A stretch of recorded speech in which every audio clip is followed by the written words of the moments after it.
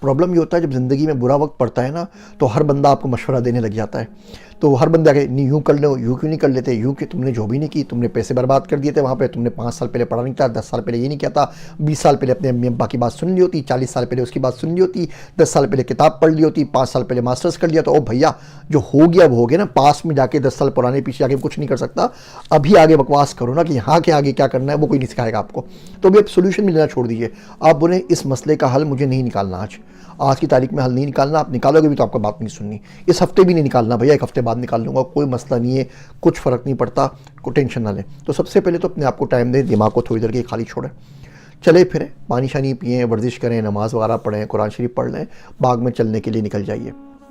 کبھی کبھی بندہ اتنا زج اتنا پریشان ہوتا ہے کہ اس کو اگر آپ نماز پڑھنے کا تسبیح پڑھنے کا بولو نا تو بھی غصہ ہو جاتا ہے کہ یار تمہیں ہر وقت اللہ کی لگی رہتی ہے، میں مصیبت میں پھنسا ہوا ہوں، تمہیں کہاں سے نماز پڑھوں گا، کہاں سے خوشی و خضوع آئے گا، تو آپ واک کرنے کے لیے نکل جائیے، کوئی مسئلہ نہیں ہے، کھائے پئیں، تھوڑی دیر کے لیے اس کو چھوڑ دیجیے، اپنے ماحول کو بدل لیں، تو آپ دیکھیں کچھ عرصے میں اس کا نکل آئے گا۔